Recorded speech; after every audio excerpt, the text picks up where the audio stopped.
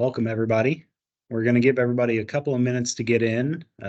Not everybody runs quite on the same schedule, so we will go ahead and get started here in about 2 or 3 minutes.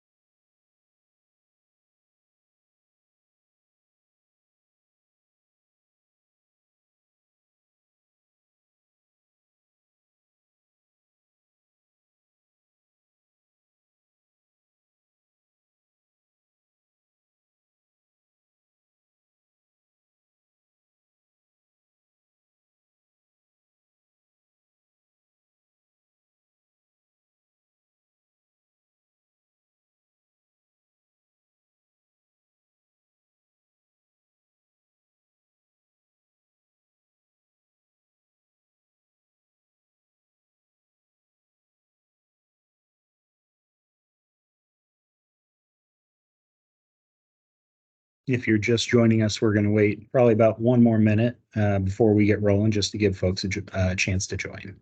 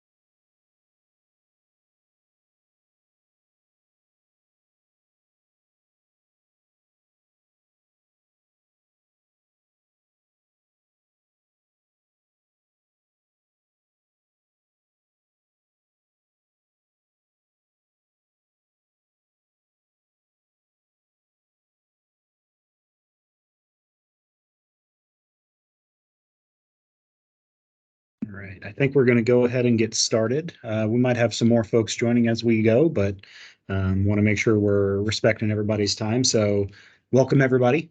Thanks for joining us on this webinar for duty reduction strategies. It's part of a series that we're doing to help importers understand their options. The goal of the webinar is to present as many options to you as the importer to reduce your duty spend as possible in a legal manner. That's a very important aspect of this. We'll focus strongly on that. Maybe dig into some options for importers that may be a little outside the box compared to what you've thought of so far. My name is Caleb Hall. I'll be moderating the webinar today. I'm the U.S. Customs Brokerage Manager here at Scarborough International, part of the Scarborough group of companies. And I'm also a licensed customs broker. Presenting our webinar here with me is Alyson Schroer. Alyson's the Senior Manager of Global Trade Services, a division of Scarborough Consulting and also part of the Scarborough group of companies, and also a licensed customs broker. Please feel free to submit your questions via the Q&A section, not the chat during this. We'll answer some of those as we go through the topics today. We'll also have some time for a Q&A at the very end.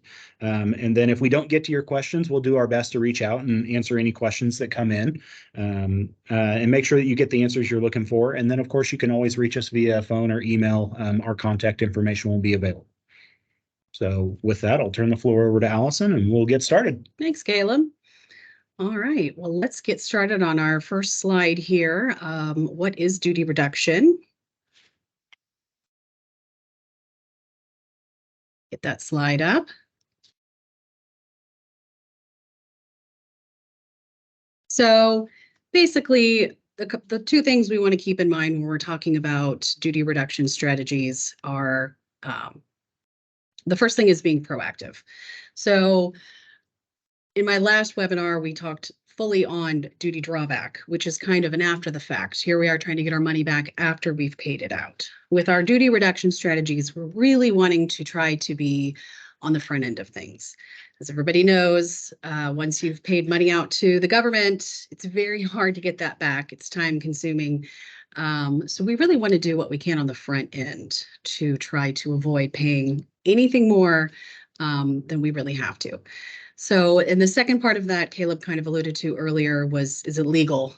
And all the duty reduction strategies we're presenting are all very legal. However, there are some nuances to each of them. And we'll want to hit on things that we need to keep in mind for each one of those options. All right, next slide.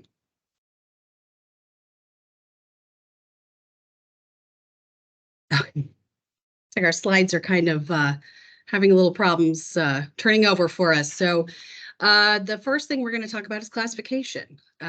That's really a good place to kind of start looking for duty savings.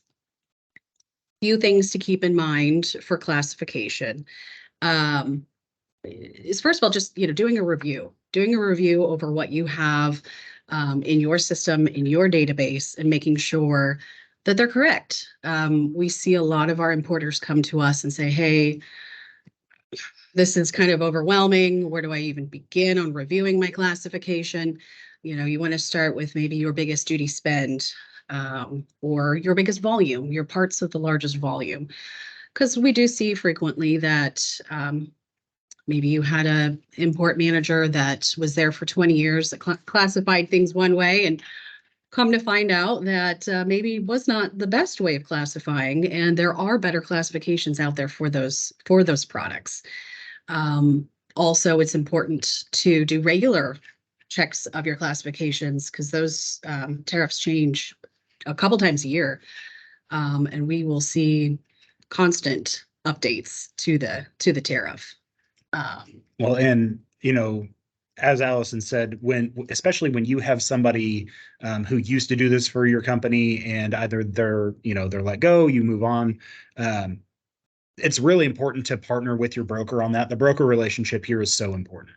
Letting your broker know, hey, so-and-so was with us, they're no longer with the company. We have a lot of work to do because looking at your database is stressful. There's a lot of work to be involved. You as the importer of record have a lot of responsibility there to make sure that it's right. Lean on your broker, make sure that they understand that, you guys need to have a partnership, and you can, they probably have tools that can help you with that process. Mm-hmm. Most brokers have reporting tools that they can pull and say, hey, this is what I have for XYZ product over the last 3 years. It's always been this HTS, and that differs from what you just told me. So do we need to take a look at anything else? Mm-hmm. Brokers often have consulting services. So make sure that you have that open and honest communication with your broker, because they're always willing to help, because ultimately it's a partnership and you guys should be working together on this. Absolutely. And once you've gone through your goods and determined your classifications, every once in a while we do decide that maybe a binding ruling might be a good idea. I've definitely had instances where we don't necessarily want to go to customs and get that binding ruling put in place, but there's definitely times where even us as licensed brokers, we're not even 100% sure where to put a product, or if there's two possibilities. Sometimes we want customs opinion just to make sure that we are for sure doing things properly and we're able to get that lower rate that we are trying to get our hands on. So binding rulings are definitely a good tool. They can be tricky. They are what we usually consider binding. However, there is the ability to go and request headquarters to review a binding ruling. The directions for how to do that are in 19 CFR part 177.2 that kind of walks you through how you can do it. But it's very, very important that you present your argument for why the ruling that was presented to you earlier is not correct, in your opinion. Customs doesn't like to be disagreed with, so you have to have a very good argument. Very thorough argument. Yeah, for sure. All right, and now on to tariff engineering. So tariff engineering is a change in manufacturing or design of a product to allow for use of a tariff with a lower duty rate. It sounds like a great idea. It's not always a viable option. You must be bringing in it must be a commercially real product that's truly offered for sale in its imported state. We really see a big area for tariff engineering and more like the apparel, footwear areas. A couple of examples. Say you have a t-shirt and it's a blend of cotton and polyester. Let's say 55% polyester, 45% cotton, and your duty rate is 32%. If you go ahead and re-engineer that product into a 55% cotton, 45% polyester, you get a lower duty rate of 16.5%. So this is something that I know I've spoken to clients about. Unfortunately, I can't tell you how to make your clothes, but I can tell you what your duty rates would be, and if there is an opportunity to potentially save money. Another good example is a waterproof jacket offers a much lower duty rate than a non-water resistant jacket. The Converse shoes, that's always the big example. Bring those shoes in with felt on them on the soles in order to apply for a lower duty rate, and it's 100% legal. All right, let's go on to our next slide.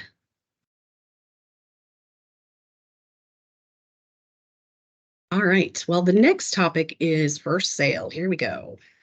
So first sale allows for the use of a lower or first sale price in a multi-tiered transaction. So an example here is if you as an importer purchase goods from a trading company overseas, who then sources it directly from the manufacturer. This allows you as the importer to use that first sale price, or the price between the trading company and the manufacturer. There's a couple of requirements here, 3 of them actually, I should say. The goods must be destined for the United States, requires a bona fide sale, and it has to be an arm's length transaction. You know, all those. You hear the words bona fide your whole life, and it's just something you kind of go with. So Yep. I think it's probably one of those that everybody probably has an idea of what it means, but I'm guessing that customs probably has a very specific definition. They do, but really a bona fide here is in good faith, or no intent to deceive. So it needs to be an honest transaction. And then as far as arm's length, it's where buyers and sellers act independently from each other. There is no relationship. They cannot be related parties. There's no influence on either party. So that's the last, obviously, option there. But it's a great concept, but the one thing we see is importers have a hard time getting that first sale price. That middleman doesn't necessarily want to freely give out his buy rate from the manufacturer. So that makes that a little bit tricky, but it can be done. And if you can work that relationship out with the parties you're working with, absolutely. I think it's a fantastic option. And that's really why that arm's length requirement is in there, because obviously companies have global offices all over the world. And, a company in the US might have an office in Shanghai who acts as a trading company, and then they purchase that good overseas from a manufacturer. They're much more likely to tell that US-based operation how much they purchased it for, because they're related parties. They have a reason to try and keep those amounts low, which is why that arm's length is in there. It just kind of helps related parties from kind of taking advantage of the first sale rule unfairly or incorrectly. Like Alyson said at the start, customs wants to hold on to that money as much as possible. So if you can't prove that you met all of their requirements, they're not going to let you use this first sale, and they're going to make you use that trading company's price. Yep. And customs at any point in time can request purchase orders, proof of purchase invoice, any sort of, actual physical backup to prove that first sale price actually applies. And it is a part of your entry. There's a declaration in F that needs to be declared at the time of entry. So it's not something, I mean, you do need to let customs know you're using for sale, essentially. So, all right. I think that's all we have for first sale. Okay, next up, I believe, is free trade agreements. Oh, it is perfect. So these are fun. Caleb and I are working with a group of employees that are training for the broker's exam, and we just went over free trade agreements and how fun these are. So we have free trade agreements in force with 20 countries, as we can see here. Next slide. And also a free trade agreement focusing on free trade of critical elements with Japan.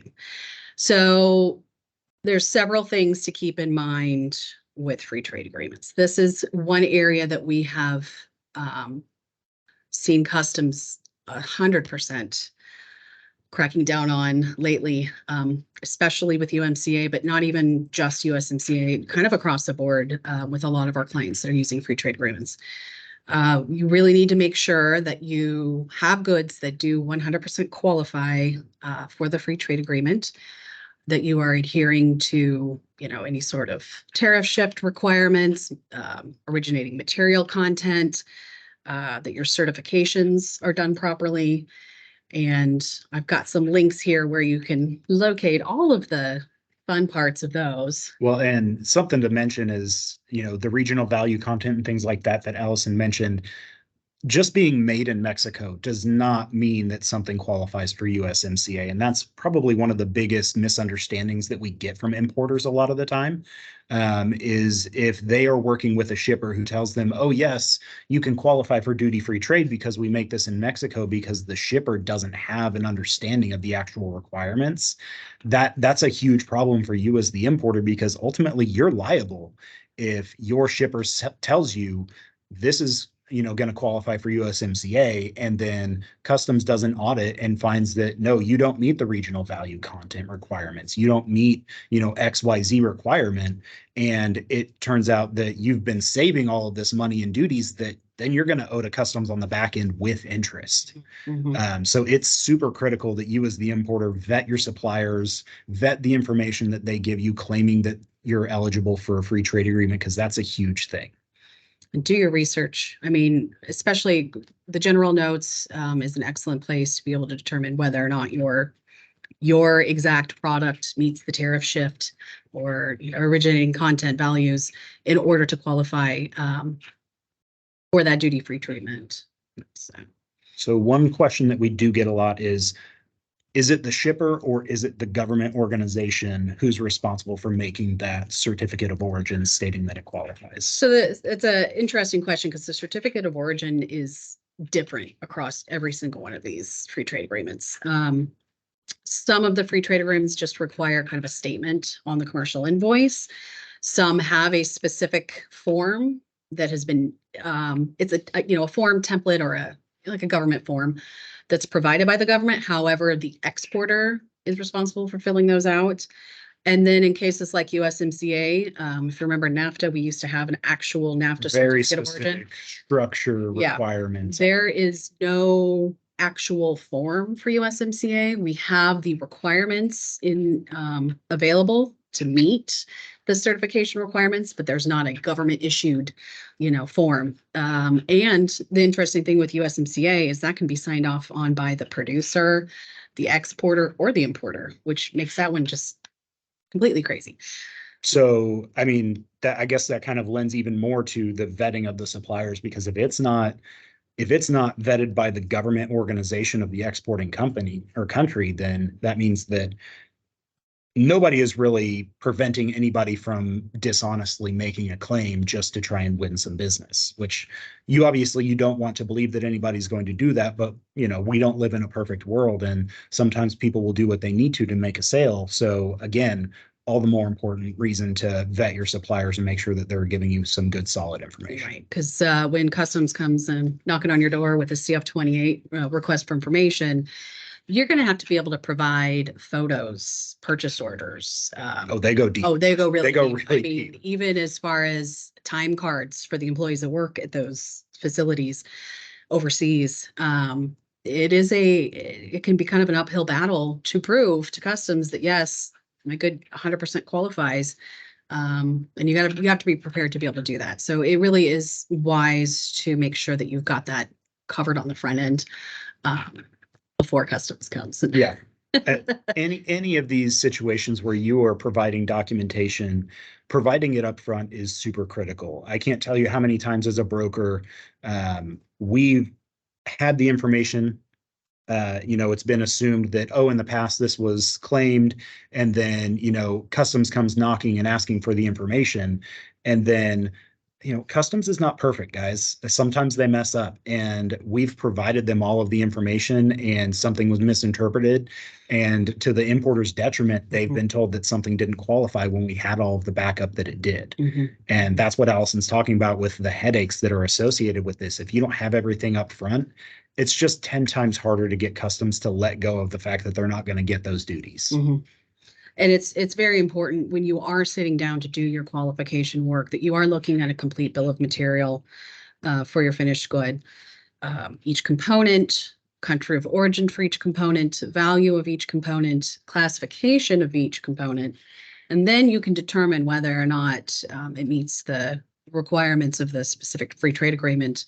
For example, USMCA, there's a lot of them have several ways that it can qualify. It either is a tariff shift from this, heading to this heading, or you have to have a tariff shift plus regional value content. I mean, they get to be pretty tricky, but that's also something that we can help you with here at Scarborough.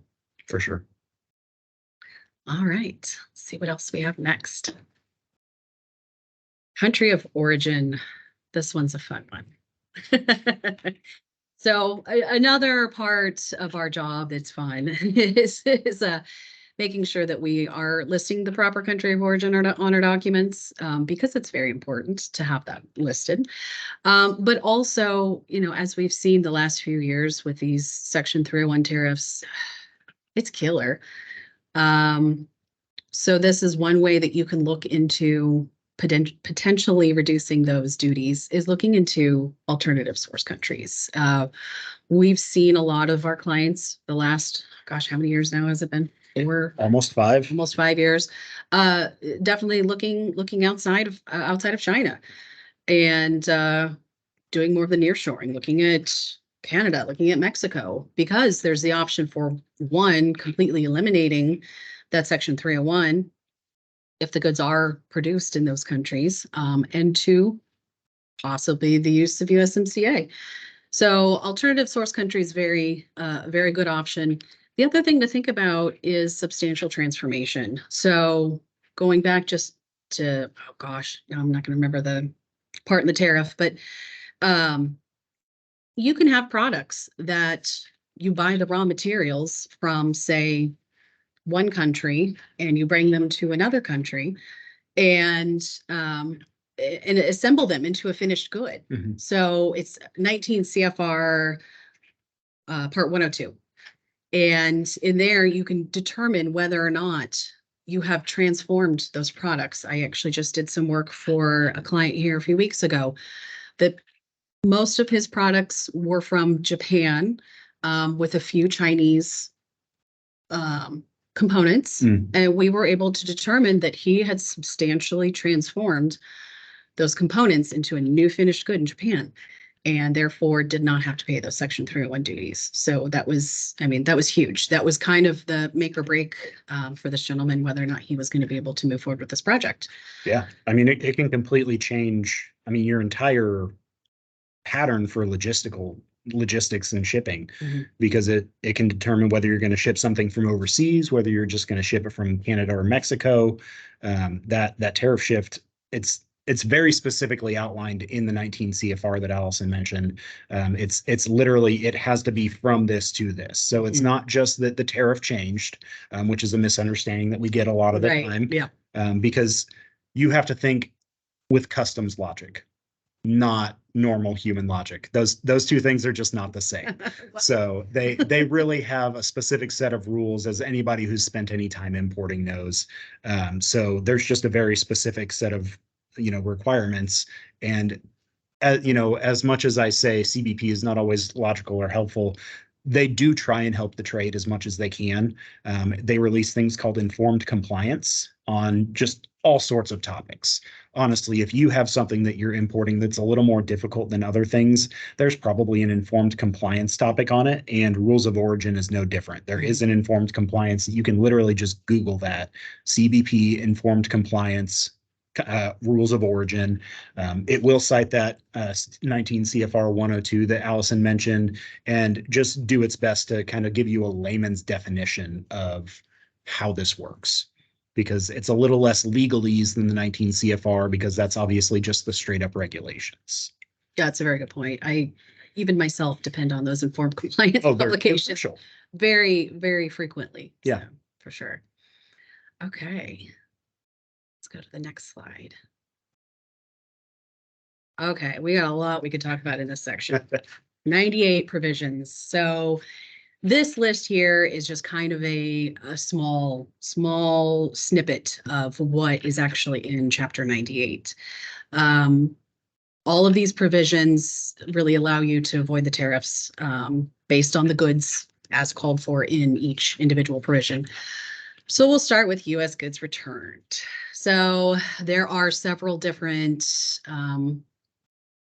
types of U.S. goods returned available in this section here. This is where customs, I think I have seen personally, and you have seen it as well.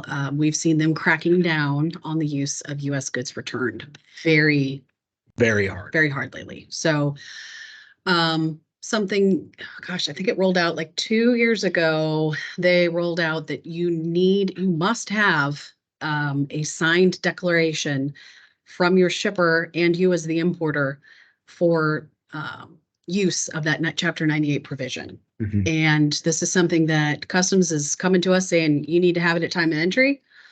Send it, prove it, show us you have it, get it over to us. And it's tripping people up, because if they can't get their hands, on that actual declaration, you can't use the duty-free treatment. Oh, they will make no exceptions. And they're very specific about the actual format.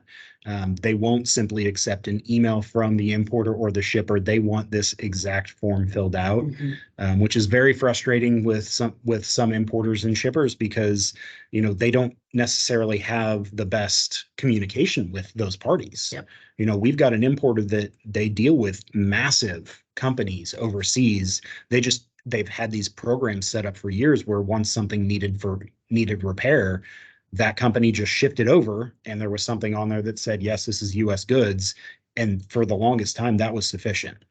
There's no real good contact for it. And now their entire business model is kind of having to be reworked, because they've just relied on this for so long that actually getting a contact for these massive corporations overseas is dang near impossible.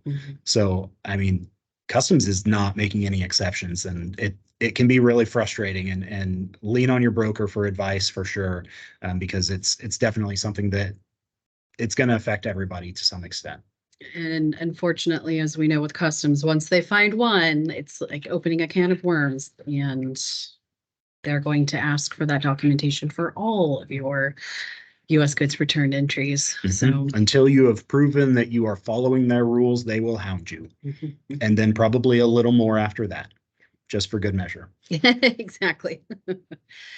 Personal effects, we don't see those quite as often, but they're anyone that's spent time overseas for any amount of time can bring their goods back in free of duty, as long as they've owned them for at least 1 year. Yep.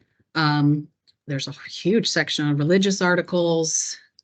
TIBs is another good one. So with a temporary and bond shipment, you can bring that product in for 1 year duty-free, and that can be extended twice. So a maximum of 3 years in the country. Once those 3 years are up, you have to prove to the government that you have either exported every single bit of it. All of it. or destroyed it. And so I've had a lot of experience with TIBs over the years where I've had to sit in the customs office walking through piece by piece. Here's where every single kilo of this product was either exported or destroyed. If you don't export or destroy the entire shipment, you're going to be faced with, I think it's double duties and taxes as a fine penalty. So it's one of those that you really have to think about whether or not this makes sense. So for some of our importers, it's been things that they're, a chemical they're bringing in to mix with something else to then immediately ship out, or a machine that they're bringing in to do a trial on for a year. Something like that is pretty easy to say, hey, we're bringing this machine in, we're going to test it, we're shipping it back out in 6 months when our contract is up. Very easy to see the chain of custody, very easy to see all steps of the process there. But that is one that sometimes can trip you up, but it's an excellent option for duty reduction for sure. We kind of see that discussed hand in hand with carnets, which I don't have a slide about carnets on here, but that's kind of the same kind of deal. You deal with carnets a lot more than I do. Yes, lots of carnets, especially, honestly, everything that we're talking about has become more common over the last 5 years or so with, Section 301 and Section 232. Everybody is trying to save money. So we've actually, it's kind of cool to see all of the importers just trying all of the, what I'll call deep cuts of import methods. So we've definitely seen an increase in things like TIBs and carnets. The carnets themselves, it's called the passport for freight because it literally works exactly like a passport if you have one. It's literally a physical document. It's not an electronic transmission like 90% of everything is these days because it goes from one country to another. It can go back and forth to 2 countries over and over again. It can go through 3 or 4 different countries. There's a specific list of countries that participate in the carnet program. The difference between a TIB and a carnet is that the TIB, I believe, is it's not something that can just bounce back and forth over and over again. Once you export a TIB or destroy it, it is closed. And if you do something with that same product again, it's a brand new TIB. Correct. A carnet can bounce back and forth. I don't know if there's an actual limit on the number of times that it can bounce back and forth. I think I've seen 3 or 4 times. But it could also go from the UK to the US to Thailand, back to the US, down to Mexico. Don't quote me on those countries because I don't know all of the countries off the top of my head, but that's the gist of a carnet. The thing to keep in mind with TIBs and carnets is that you can't do that with every single type of item. There is just like a specific set of countries that carnets participate in. There's a specific requirement for TIBs. It has to meet one of, I think, 7 or 8 different 9813 HTS codes that say, it's trade tools, it's artwork that's for display, it's something that's, for demonstration purposes to be, to increase sales, that sort of thing. A carnet is usually things like trade show goods. If you think about bands travel the world a lot of the time to play different venues. Bands use carnets to get the gear that they use to play those shows in and out of different countries because, those bands have a very specific style.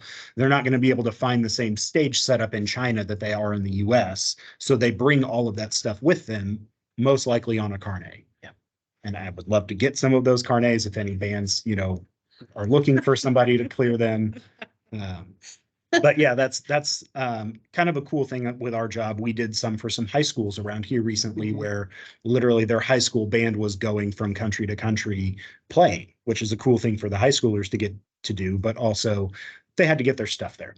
Those trumpets and drums had to go somehow. So yeah, carnets and TIBs, similar but different. Similar but different, for sure. And just a great way to avoid having to pay duties on something that is not going to stay here long. Yep, absolutely. The last 98 provision that I dropped in here was agricultural equipment. Here we are in the Midwest. We've got a lot of agricultural companies around here, in fact, all across the nation, but we do have quite a few importers that utilize this provision. It allows for completely duty-free treatment. This is actually one of my favorite provisions.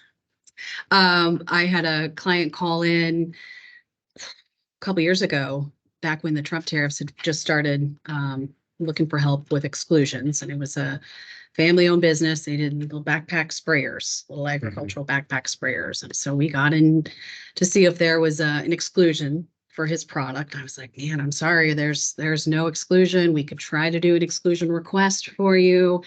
And then I had a light bulb moment and was like, agricultural provision. Holy cow. So we did our research. We did end up doing a binding ruling just to make sure customs absolutely agreed with us, and they did. And so not only were we able to eliminate the Section 301 tariffs, it also eliminated all of their regular tariff as well. And that was a fun win for sure. So I mean, that's a business saving type win. So that's really awesome. Yeah. Because we work with a lot of smaller importers that, you know, when the Section 301 tariffs and Section 232 tariffs came in, I mean, a lot of businesses struggled to find out what they were going to do with that, because it was really hard for them to just pass those on to their clients. And something like an agricultural provision, it can save your literal business. And there's a very clear definition of what constitutes agricultural use. You have to prove beyond a shadow of a doubt that it does, in fact, meet the requirements. That's why Alyson was saying, you know, do that binding ruling. Make sure that you have customs say so, just to, you know, cover your butts. That's really important, to make sure that you have all of the backup in the world. Yeah, and there's you'd mentioned informed compliance publications earlier. There's a great one out there on the agricultural use provision that walks you through which tariffs are allowed and all the requirements you have to meet in order to use that provision. So super helpful. That's another thing that you can lean on your broker to say, hey, I think there might be a provision for this. Can you help me see if that's true? You know, what sort of backup do I need? Partner with your broker on that and get them to help you with things like that. All right, let's go on to the next one. Exclusions. Okay, so 232 exclusions. So we still have that process in place. There's a handy dandy portal here. I've got the link for it on the slide. You can create your own exclusion request through there. You have to have every single possible detail about your aluminum or steel in order to fill out that form. But what I also like about this portal is you can see everybody else's exclusion requests. So I've had clients come to me and say, hey, I think so-and-so is getting, you know, reduced duty on this. And we're able to go in and just do a quick search for that party, and anybody can do this. It's public record out there to get in there and take a look and see what we have available. Well, what they have available. I should clarify that, since 232 exclusions are specific to the requester, whether that's the consignee. Is the consignee or importer? It's both. You can report both the consignee and the importer, but the importer of record has to match exactly. That one has to match. If it doesn't match exactly, we are able to go and request an update on it. That's what it is. And when you put in your request, if it is granted, it is retroactive to the date you submit your exclusion request. So that is fantastic, and it's good for a year. The BIS is looking at making some changes to the exclusion process. There have been some announcements on several different things that they're looking at, but I think one that I think is pretty interesting is a general denied exclusions list. So you can see, you can take a look and say, okay, I want to apply for this exclusion for my steel product here, but everybody else that has requested that has been denied. It's on a general denied exclusion list now. I think that would save everybody some time. I'm going to go out on a limb and say that's their main concern, is they want to stop having to get those new exclusions that they've denied 1,000 times. Exactly. But, you know, so on the, you know, I think it's a great idea. I like it. There's definitely, you know, the things about modifying language and stuff in the portal and whatnot. We won't dive into all of that. But on top of the exclusion portal, we also have our generally approved exclusions. So that group of exclusions can be used by any importer, are indefinite in length and are not subject to quantity limitations. So those have been lifesaver for a lot of our steel and aluminum clients for sure. And that's really one that is lesser known. Yeah. For sure. Mhm. It's one of those things that I feel like customs kind of slips in there and just kind of maybe hopes nobody really notices. But it's definitely something that if you have steel and aluminum, it's worth talking to your broker and saying, hey, you know, these are the HTS codes that we use. Is there a GAE, as you know, that's the colloquial term for them. Is there a GAE for this particular HTS code? And they'll be able to look in there and see yes, no. That way you can maybe just have some savings and not have to even put in the effort of putting in that exclusion request. Absolutely. And that's one that we've definitely here at Scarborough been able to utilize quite a bit, and save clients a hefty amount of money. A lot of money. And then Section 301 exclusions. So as we know, we do not have a current process in place for requesting new exclusions. However, we still have a small amount of exclusions out there, which, I mean, we have a lot of clients here at Scarborough that are utilizing these exclusions. They're set at this point in time to expire at the end of December. So there's 352 of those and 77 COVID-19 related exclusions that are expiring at the end of December. But I do think that if you haven't looked, you know, maybe take a quick look.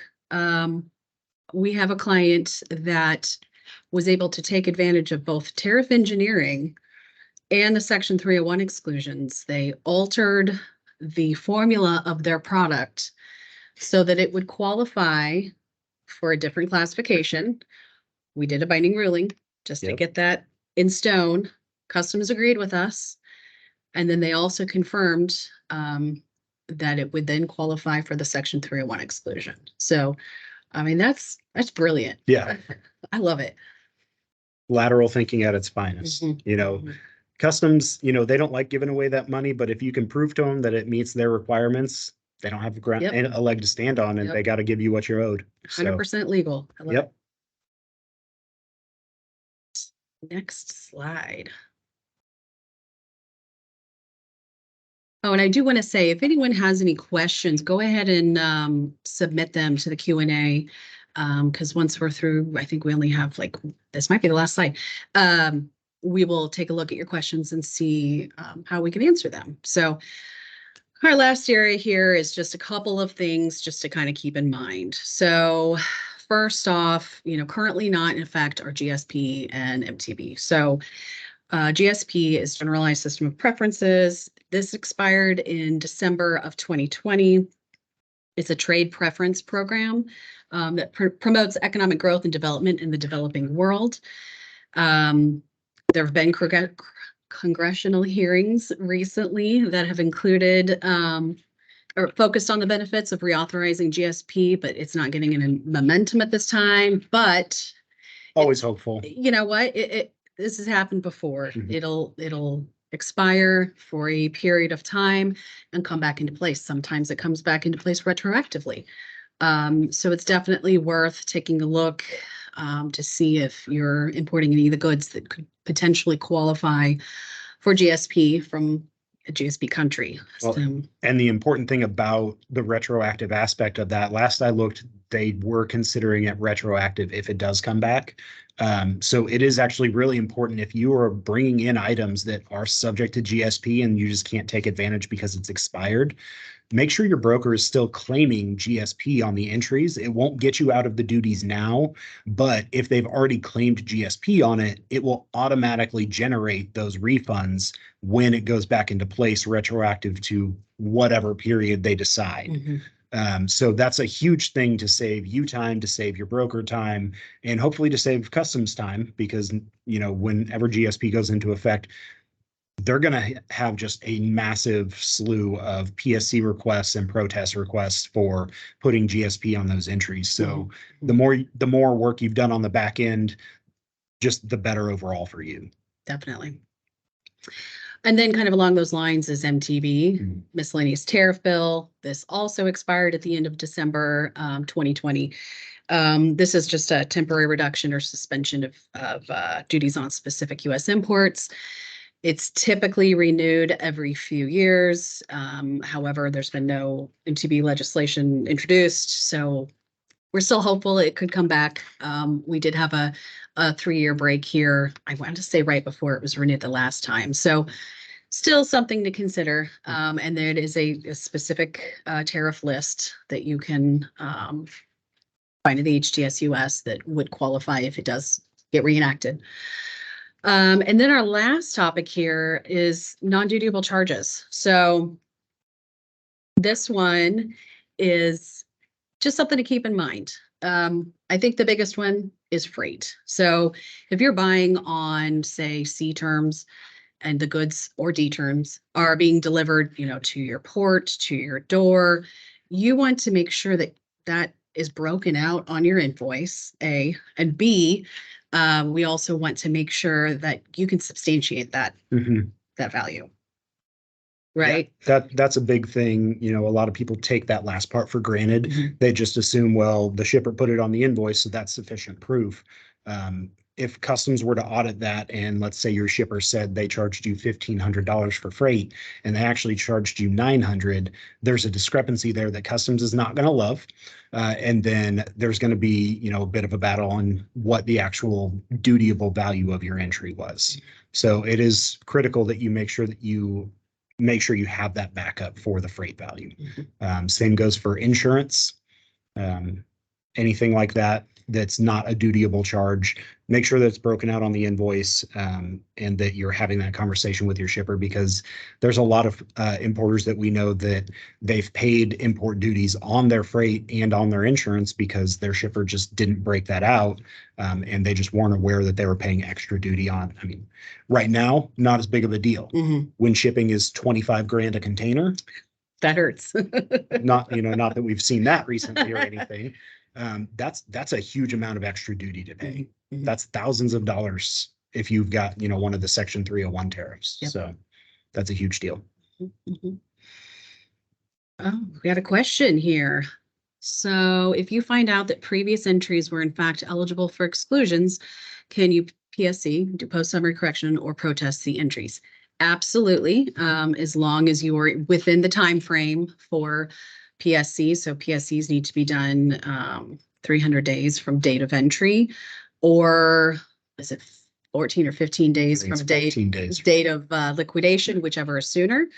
And your protest then is must be done within 180 days of liquidation of that entry. So yes, you can absolutely file post summary corrections, any of that post entry work. We like doing this. Yes, those are good. Do you have any other questions? We will open the floor for questions now. We'll hang out for a couple of minutes. We've got a little bit of time left. Thank you, Alyson, for your presentation. It's great to kind of dive into those maybe outside the box thinking type of things to help importers save those duties and taxes. So we'll hang out for a few minutes waiting for questions. I do want to thank everybody for showing up today. I will stop my little, spiel here if we do get a question, but thanks for attending and submitting the questions that we've had so far. It's great to be able to help educate the trade. It's always a pleasure to help, share our knowledge and expertise. Alyson and I have been in the business. Well, I've been here for just shy of 10 years, and you've been what? Almost 18. Almost 18. I'm trying to give you more credit than you're at. Okay, that's fine. But we just love sharing our experience with importers and things like that. Try and help remove some of the stress from importing for you guys. It looks like we do have another question here. Where can we see the list of exclusions on Section 301 that will expire? Oh, this one used to be a much easier answer. Until fairly recently, there was a very handy dandy reference list for all of the exclusions for Section 301. It was put up by Sandler, Travis, and Rosenberg. And unfortunately, they took that away about, I don't know, 6 months ago. How long have been the dark times? It was a very good resource. So at this point, it's a combination of looking in the HTS, looking in the section notes. It's unfortunately the Federal Register. It's really kind of a scavenger hunt at this point, unfortunately, but there is definitely the opportunity to talk with your broker and have them help you on that. It's a little easier onesie twosie. If you have a big list, might be more of a project that maybe you and your broker just need to partner together and get that knocked out. But the short answer is that it's in the HTS. You just have to do a little bit of digging. Yeah. These slides will be available after the presentation for those of you who signed up for the webinar. And the video, of course, will be available on our YouTube channel. We'll put that together and have it post and be publicly available. Also a reminder that Alyson and my contact information is available on this presentation. You're welcome to reach out to us with questions if we weren't able to get to your question during this webinar. And then just one more reminder that we do have another webinar upcoming on October 12th for supply chain modeling, and that's with Jeff Chambers with Scarborough. So have that on your calendars. I'm sure that you'll be seeing an email blast from us with a reminder on that not too long from now. And just once again, thanks everybody for your time this afternoon. Thank you.